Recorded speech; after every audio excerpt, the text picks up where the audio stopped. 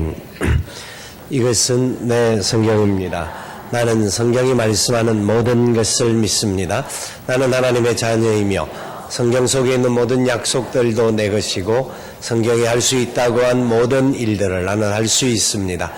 나는 지금 영원불변한 하나님의 말씀을 받습니다. 내 생각은 깨어있고 내 마음은 열려 있습니다. 지금 받으려 하는 하나님의 말씀으로 인해 분명히 나는 변할 것이고 성장할 것입니다. 할렐루야. 아멘. 스마트 시대를 살아가는 우리 그리스도인들은 어떻게 살아야 할 것인가 라는 주제의 말씀을 가지고 오늘의 말씀의 제목은 헛똑똑이의 자기 사랑입니다. 지난 주일날 부활주의를 지키면서 세상이 예수 그리스도의 부활하심에 대한 거짓된 증거들과 과학들로 인하여서 그 부활을 부인하는 그런 안타까운 역사들을 함께 나눌 수가 있었습니다. 사람들은 점점 똑똑해지는데 그 본질의 정확한 지식과 진리에 바로 붙들려 있는 그런 삶이 되지 못하는 어리석음의 모습이 이 시대의 흐름이다라는 것을 알 수가 있습니다. 오늘 칼럼을 보니까 이렇게 이 스마트폰 시대를 사는 사람들을 표현을 해놓았는데요. 제가 한번 그대로 읽어드리려고 하는데요. 요즘 세상 사람들은 모두 스마트폰 교에 깊이 빠져 있다고 본다. 어른이나 학생이나 어린이들까지 모두 스마트폰을 손에서 뗄 줄 모른다. 지하철이나 식당이나 어디를 가든지 사람들이 서로 바라보며 이야기를 하는 게 아니라 스마트폰을 두 손으로 잡고 화면을 보면서 기도하고 있다. 학생들은 스마트폰 화면을 보면서 길을 가고 일상생활을 한다. 심지어 고등학생들 사이에는 옛날에 4시간 자면 서울대 가고 5시간 자면 서울대 못 간다라는 말이 스마트폰을 버리면 서울대에 가고 스마트폰을 버리지 못하면 서울대 못 간다라는 말로 바뀌어 사용되고 있을 정도다.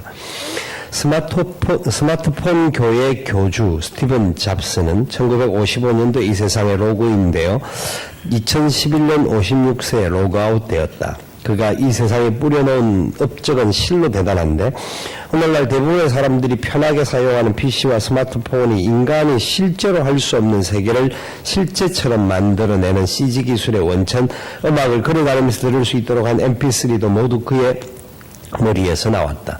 현대인들의 마음과 눈과 손과 삶을 꽉 움켜쥐고 있는 종교 이상의 종교가 되었다.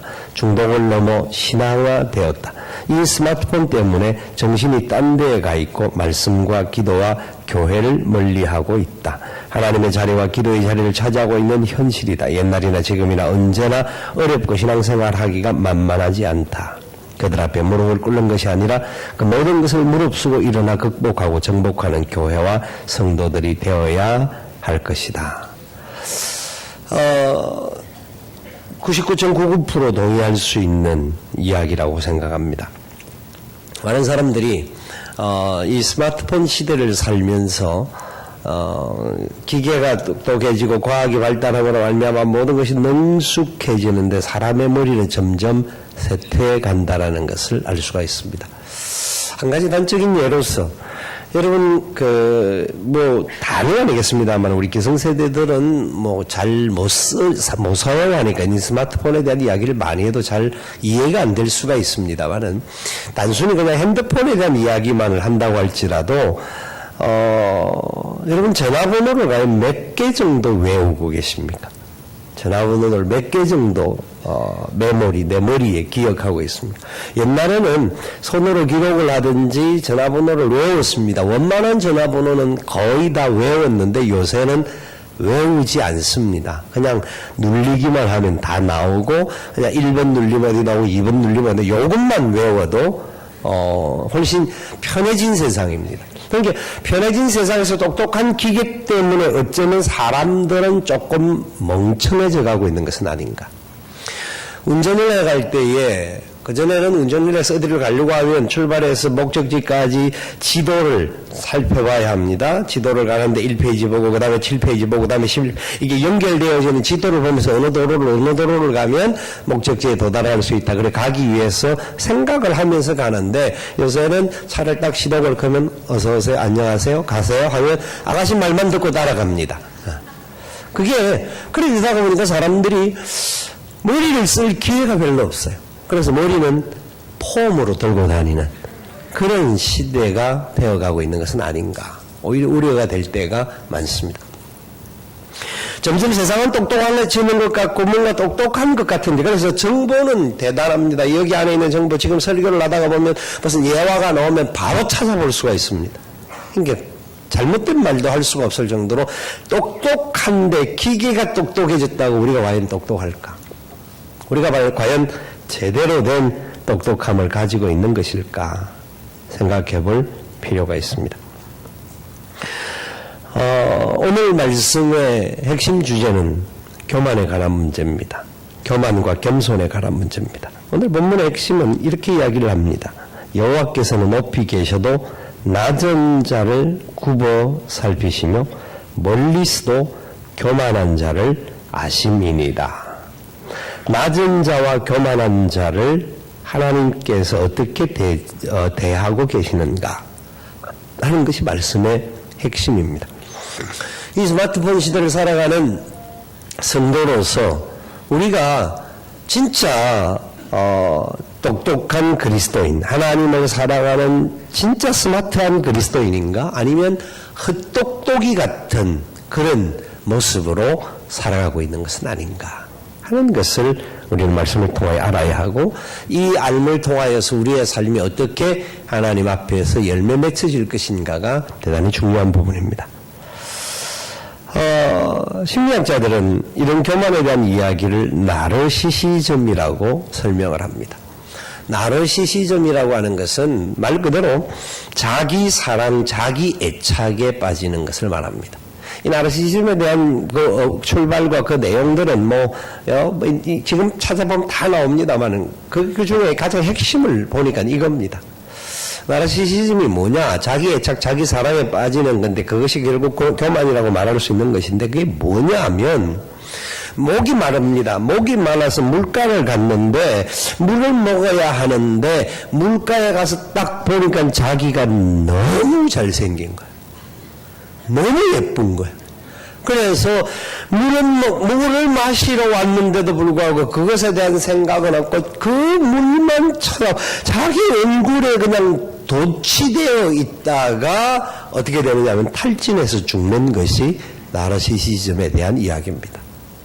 이 세상이 자기 도취에 빠져서 자기 애착에 빠져서 살아가는 그런 세상이 되어지고 있는데 이것이 굉장히 심각한 상태로 가고 있습니다. 사실 나르시시즘에 대한 중요한 내용 중에 한 가지는 당신은 특별한 사람이야. 자기는 자기 자신이 좀 특별한 사람이야 라고 생각하는 것은 저는 괜찮은 출발이라고 생각을 합니다.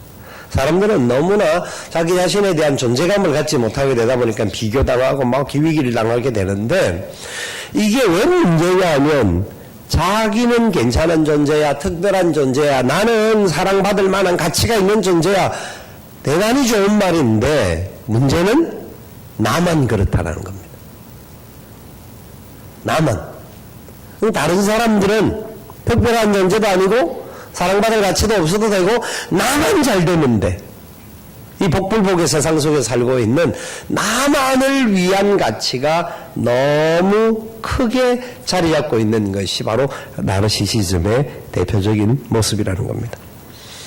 아이들을 향하여서 우리 어른들이 기성세대들이 과거에는 그렇게 못했기 때문에 교육학이 바뀌면서 우리 아이들을 칭찬해야 된다. 아이들을 무조건 칭찬해야 된다. 칭찬해야 된다. 그래 너는 특별한 존재야. 너는 대단히 괜찮은 존재야. 너는 세상에서 가장 사랑을 받을 만한 가치가 있는 존재야. 넌 참 잘해. 예, 칭찬하는 것은 참 좋은 거예요. 칭찬해야 돼요. 근데 문제가 뭐냐면 그렇게 칭찬받은 아이들이 자존감이 높아지고 완숙해져서 자기도 자기를 볼 때 멋지게 볼 뿐만 아니라 세상을 볼 때에 더, 그래, 이 세상이 참 아름다운 부분, 우리가 뭔가를 감당할 수 있는 그런 것이야 라고 나가야 되는데, 너무 자기만 칭찬을 받다가 보니까 유아기적인 어른이 되어지는 거예요. 그래서 성인아이라는 용어가 나오기 시작하는 거예요. 그래서 나와 상관없는 다른 사람들에게 있어서는 문제가 아무런 문제가 생긴다 할지라도 신경 안 쓰고 그 사람들은 그렇게 될지라도 나는 괜찮아 이렇게 살아가는 공동체성이 파괴되어지는 자기중심적인 세상이 지금 현재 우리가 살고 있는 세상입니다. 이 세상이 특별히 이 스마트폰이라고 하는, 예를 들어서 사용하는 것입니다만, 이 스마트폰이라는 것을 통하여서 우리들에게 그렇게 빠져들게끔 하는 요소들이 굉장히 많습니다. 이 과학주의가 만들어내는 병폐 중에 하나입니다. 과학이라고 하는 것은 인류가 살아가는 데 대단히 중요한 겁니다. 대단히 중요하고 필요한 거고, 그래서 과학이 발달해야 육체적으로 연약한 자들이 치유함을 얻을 수가 있고 우리가 사는 세상 속에서 좀 더 나은 여러 가지 환경을 바꿀 수 있는 여지들이 나오게 됩니다. 그런데 문제는 과학이 과학으로만 존재하고 과학주의로 가게 되는, 그래서 과학이 어떤, 사실 보통 학문을 이야기할 때 과학 위에 철학이 있고 철학 위에 신학이 있다라고 할 정도로 사람의 사상과 그 다음에 신적 관계에 대한 개념들을 상당히 많이 이야기를 하는데, 요새는 이 과학이 과학주의로 가면서 모든 학문을 능가할 뿐만 아니라 과학자들이 하는 말이라고 하면 어쩌면 신의 이야기라고 하는 성경을 능가하는 진리로 바뀌어지는 세상이 되어가고 있다는 거예요. 이해가 되시나요? 나 혼자 떠들고 있는 것 같죠? 이 굉장히 지금 이 세태가 우리에게 보여주는 현실입니다. 많은 사람들이 과학의 이야기라고 하면 대다수가 다 그래 맞아 라고 할 정도로 이야기합니다. 그만큼 인간 세상 속에서 인간들이 자기가 무엇을 할 수 있다고 생각하기 때문에 교만해집니다. 18세기, 19세기, 22세기를 거쳐오면서 21세기 거쳐오는 각 사상의 흐름들이 그런 부분으로 가서 유토피아를 인간이 만들 수 있다고 하는 착각 속에 들어왔고, 지금 어쩌면 이것 한 가지만 가지고 세계의 모든 것과 소통이 가능할 정도가 되어졌다라는 것만 해도 인간의 위대함들을 노래할 수 있을 정도가 되어지고 있는 것이죠. 그런데 문제는요, 그 모든 과정 속에서 가장 중요한 것은 사람을 무시하는 교만한 정도뿐만 아니라 이 무시함이 하나님을 대적하는 정도까지 나아가게 되는 경향들이 생긴다는 겁니다. 그래서 이사야서 14장에서 너와 하나님의 아들 계명성이여 라고 말을 하면서 하늘에서 떨어진 천사에 대한 이야기를 하는데, 그 천사가 변하여서 사탄이 되어지는 그 현상, 그러니 하나님과의 관계 속에서 제대로 자리를 잡지 못하고 교만해지기 시작하면 결국은 악한 요소가 그 속에 나타나게 되고 사탄의 참 소나기에 놀아나게 되는 그런 모습인 것을 이야기합니다. 왜냐하면 그는 높아지려고 했기 때문입니다. 하나님의 자리에 앉으려고 했기 때문입니다. 그래서 교만이란 도대체 뭔가? 그래도 교만이 왜 문제인가? 교만이라고 하는 것은요, 하나님께 영광을 돌리는 것을 거부하고, 교만은 결국 자기가 높아지는, 그래서 내가 자기 자신이 어떻게 하면, 우리가 사는 세상 속에서 어떻게 하면 우리가 좀 더 부각되어지고 좀 더 특별한 존재로서, 하나님께서 우리를 특별한 존재로 지어주셨습니다. 하나님이 우리를 사랑하시는 그 사랑에 우리가 얼마나 자존감이 높아져야 되는지 모릅니다. 그런데 나만이 아니라 우리 모두가, 우리 함께 이 하나님의 영광에 도달해야 되는데, 이 세상 속에서 사람들은 남과 어쨌든 상관없이 자기만, 나만, 내가 라는 부분에 얼마나 높이 있는지 모릅니다. 다시 오늘 본문을 보시면 여호와께서는 높이 계셔도 낮은 자를 굽어 살피신다. 그 가까이 오셔서 낮게 오셔서 그들의 삶의 모든 것을 다 일일이 간섭하신다 라는 겁니다. 교만한 자를 멀리서도 아신다. 멀리 있지만 교만한 모습을 하나님 아시고 하나님은 교만에 대해서 가장 안타깝게 생각한다라는 겁니다. 여러분, 하나님께서요, 하나님의 백성들에게 주시기를 원하시는 은혜가 뭔지를 우리는 알아야 합니다. 자, 1월 첫째 주일날, 그 옛날이죠. 아주 옛날 이야기인데, 1월 첫째 주일날 설교를 뭐든 한 줄 아십니까? 말이 안 되는 질문을 하죠. 1월 첫째 주일날 제목은 알 겁니다. 제목은 은혜입니다. 그거는 알죠. 아는데, 본문이 뭔 줄 아세요? 너무 무리한 요구를 합니다. 본문은 히브리서 12장 28절이었습니다. 히브리서 12장 28절이 무슨 말씀이냐면, 그러면 우리가 흔들리지 않는 나라를 받았으니, 흔들리지 않는 영광스러운 하나님의 나라, 그 영광의 나라를 받았으니 뭘 해야 된다? 은혜를 받자. 은혜를 받자. 은혜를 받자. 이 말은 은혜를 받아로 해석을 하면 연결이 됩니다. 은혜를 받아. 이로 말미암아 경건함과 두려움으로 무엇을 해야 된다? 하나님을 기쁘시게 섬겨야 한다. 하나님을 섬기되 기쁨을 다. 하나님을 섬겨야 한다. 하나님을 기쁘시게 섬긴다라는 게 뭐냐면 우리 인생의 목표입니다. 우리 인생은 하나님을 기쁘시게 섬기고 하나님께 영광을 돌리고 하나님의 이름을 높이는 것이 우리 인생의 목표입니다. 아멘? 그런데 이 하나님을 기쁘시게 섬기는 비결이 뭐냐? 섬길 수 있는 길이 뭐냐? 그 길은 은혜를 받는 겁니다.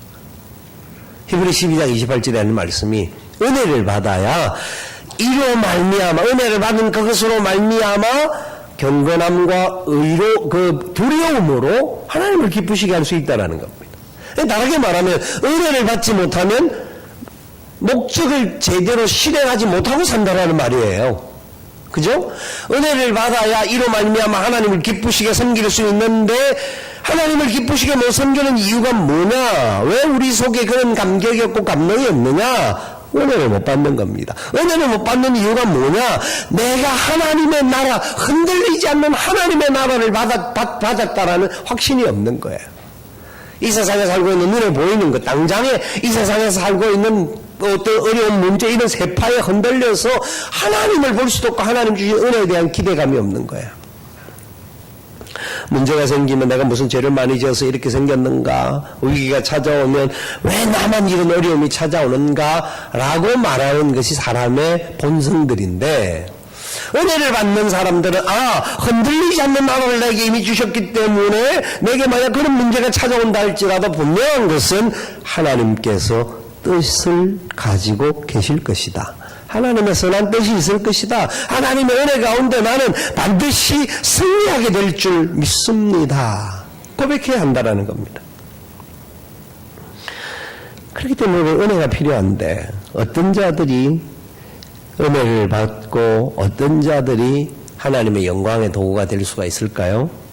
잠언 16장 5절 말씀에 이렇게 이야기를 해요. 물론 마음이 교만한 자를 여호와께서 미워하시나니 피차 손을 잡을지라도 벌을 면하지 못할지니라. 교만한 자를 하나님은 미워하신다는.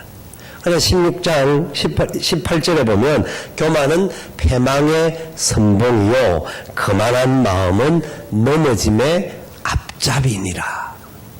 앞잡이니라. 그러니까 교만하고 거만한 마음 가지고는 하나님의 은혜를 누릴 수가 없다라는 거예요. 자, 한 가지 더 보면 우리 확실히 알 수 있습니다. 야고보서 4장 6절 말씀해 보니까 이렇게 말씀을 합니다. 그러나 더욱 큰 은혜를 주시나니 그러므로 일러스되 하나님이 교만한 자를 물리치시고 겸손한 자에게 은혜를 주신다 하였느니라. 아멘.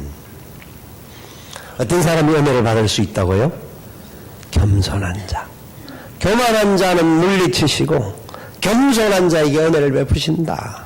그래야 인간이 살아가는 삶의 자리에서 진정한 또 똑똑함이 뭔지, 왜 살아가는지, 삶의 목표가 흔들리지 않고 방향을 정확하게 가져갈 수 있는데, 이 세상의 수많은 것들로 말미암아 하나님과의 관계가 어떤 경우에는 단절되어지고, 나는 굉장히 똑똑해져 있는데도 불구하고 그 똑똑함이 진정한 똑똑함이 아니라 헛똑똑이로서 자기 애착에 빠지고 자기 사랑에만 빠져서 하나님께 영광을 돌리지 못하는 어리석은 삶을 산다라는 겁니다.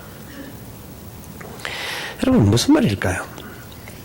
은혜를 받지 않으면요, 우리는 하나님을 기쁘시게 할 수가 없습니다. 은혜를 받지 않으면 우리는 삶의 목표를 바로 갈 수가 없습니다.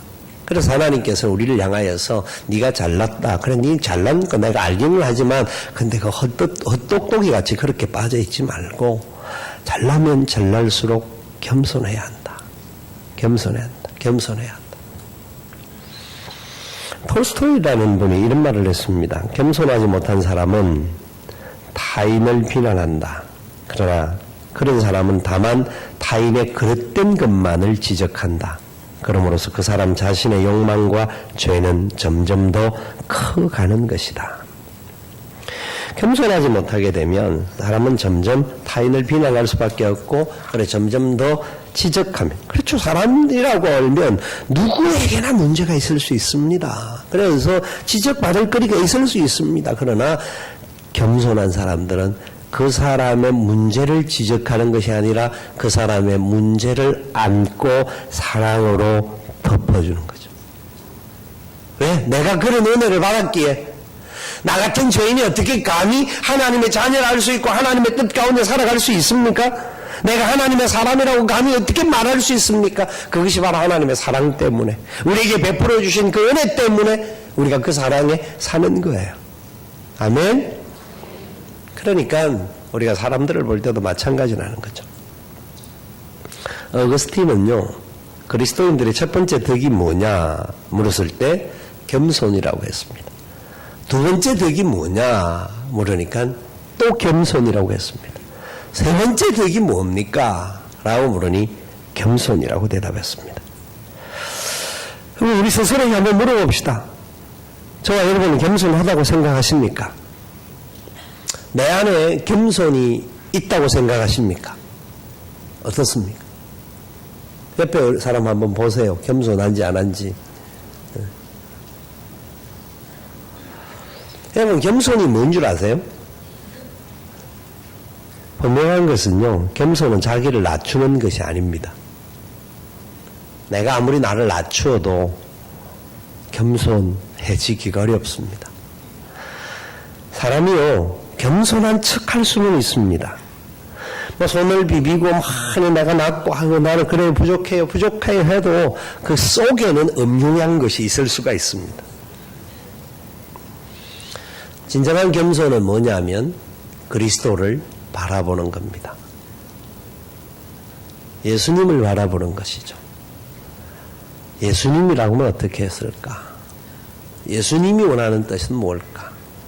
그는 근본 하나님의 본체신 하나님과 동등됨을 취할 것으로 여기지 아니하시고 자기를 비어 종의 형체로 사람으로 태어나셨고 사람과 같이 사시다가 이 십자가에 죽으셨습니다. 그게 예수님이십니다. 그러면서 그 앞구절에 빌립보서 2장 4절 9절에 너희 안에 이 마음을 품으라 그리스도 예수의 마음이라고 말씀하시면서 나보다 남을 어떻게 여기라? 낮게 여겨라. 낮게 여기라. 귀하게 여기라. 이게 예수님의 마음입니다. 그러니까 우리가 막 겸손해지려고 발버둥치는 것이 아니라 우리가 예수님을 바라보고 예수님과 함께 계속 교제하고 예수님의 은혜 가운데 살게 되면 나도 모르는 사이에 겸손하게 되는 겁니다. 사람들과의 관계 속에서 우리는 겸손하지 못한 그런 모습들이 굉장히 많습니다.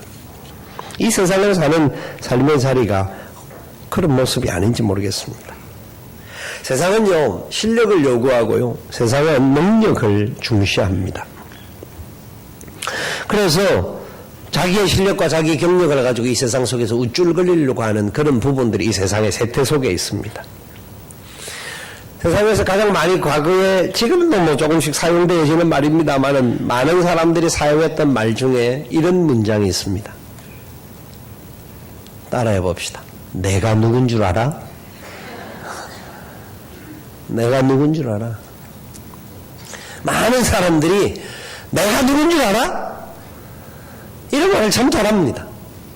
조금 높이 있다고 생각하는 사람들은 조금 잘 나간다고 생각하는 사람들일수록 더더욱 그냥 내가 누군 줄 알아 이거 아니죠. 아니 뭐 할란이 좀 그런데 하여튼 핏대를 좀 올리면서 내가 누군 줄 알아? 이런 식으로 아마 그렇게 할 겁니다. 왜요? 자기가 가지고 있는 실력과 자기가 가지고 있는 것들 네가 왜 모르냐 이겁니다. 내가 누군 줄 알아? 너를 목도 딸 수도 있는 사람이야. 이런 표현인 거죠. 조선일보에서 그 부분을 가지고 과거에는 이것이 통했는지를 몰라도 요즘은 폐가망신을 부르는 주문이 되었다라는 표현을 하는 것을 다른 데서 본 게 있습니다.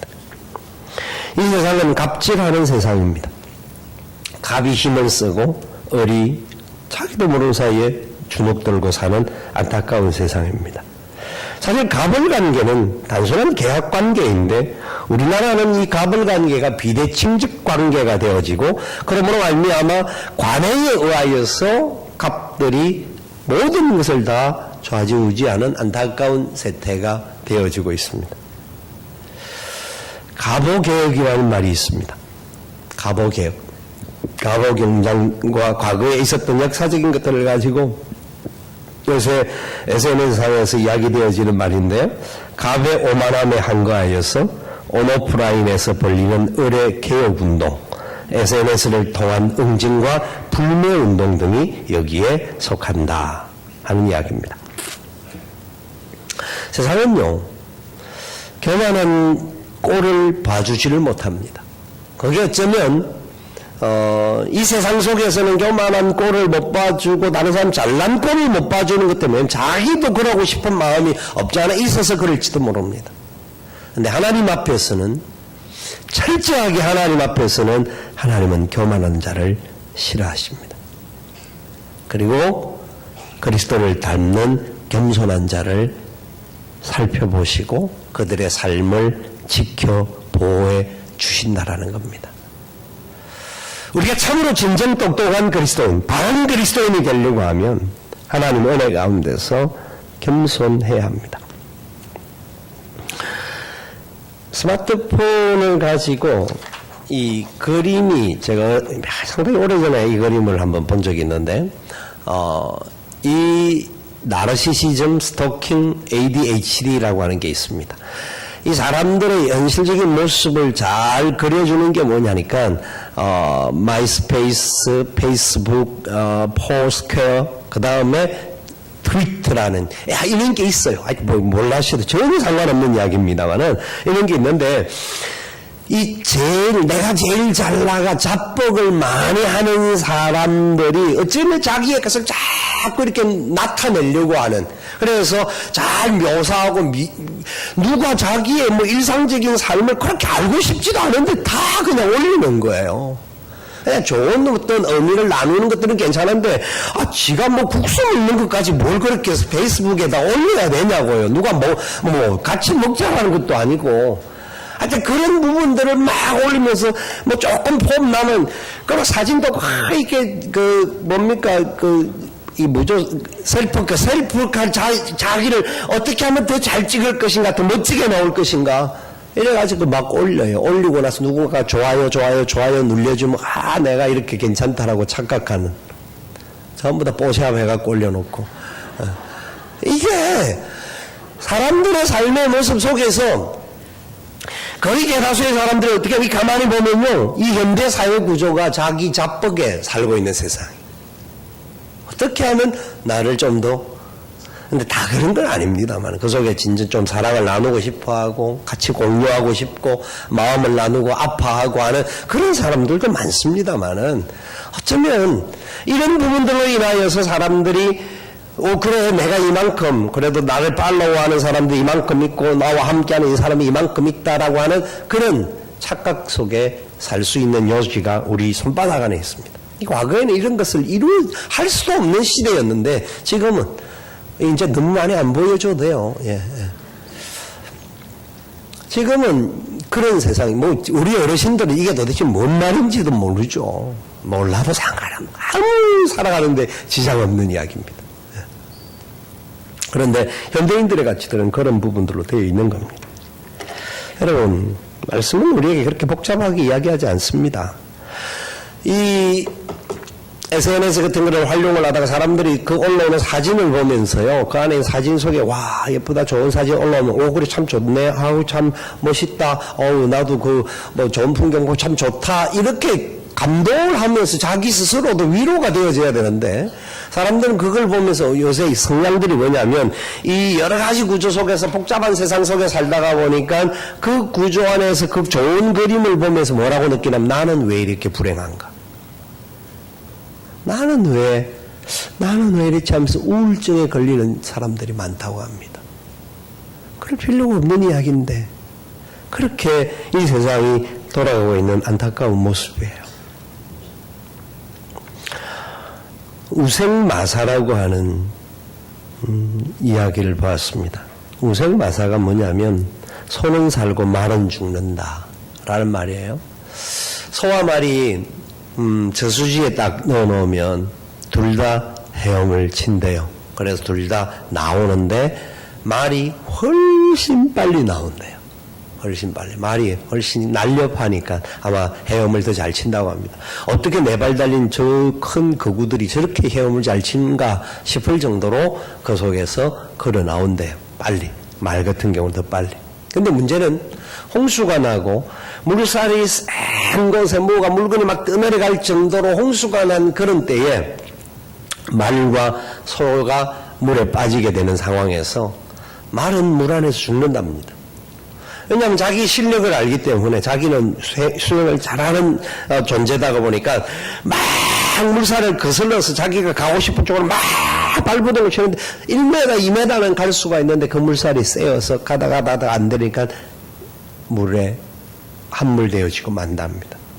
근데 소는요, 자기 실력을 알아서 그런지 물살이 내려오면 같이 떠내려간대요. 그냥 하면서 떠내려가다가 한 20m 쭉 가면서 1m 정도 오른쪽으로 가. 또 하고 내려가다가 1m 올라가고 오른쪽 이래갖고 한참 떠내려가 저 하구에 가면 그래도 하고 나온대요.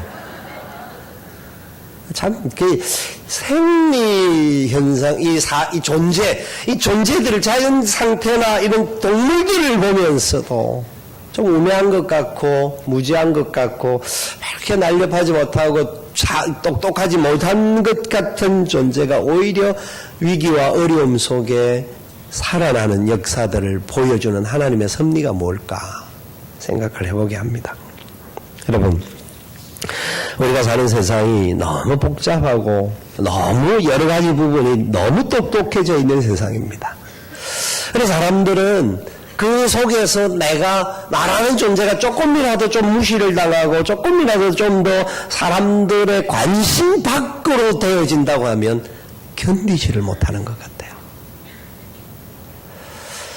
그런데 우리는 잊지 마셔야 합니다. 그 모든 것 과정 속에도 이 세상이 아무리 복잡해지고 아무리 맹렬하게 돌아가는 세상일지라도 우리 개개인을 향하신 하나님의 사랑과 관심은 틀리지 않고 다르지 않고 영원히 동일하심을 믿어야 합니다. 그 사랑에 대한 확신이 있어야 합니다. 그래서 하나님께서 우리가 말합니다. 세상에서 잘난 척하면서 살려고 하지 말고 나를 본받으면 좋겠다. 낮아지면 좋겠다. 사람들이 생각하기에는 낮아지면 낮아질수록 미련하다고 손가락 저 사람은 괜찮아 취급할 수 있는 그런 상황이 될지는 모르지만 남의 발을 닦아주고 낮아지는 자들을 하나님께서 굽어 살피신다라는 겁니다. 하나님의 은혜가 그 사람과 함께 하신다라는 겁니다. 예수님이 그 삶을 우리에게 보여주셨기 때문에 우리가 사는 세상 속에서 우리를 지금도 지켜보고 계시는 거예요. 인공위성이 지구를 돌고 있습니다. 인공위성이 지구를 돌면서 그곳에서 보내는 사진, 여러 가지 영상물들을 지상에서 보게 됩니다. 너무 요만한 것 하나까지 정확하게 찾아내는 것을 봅니다.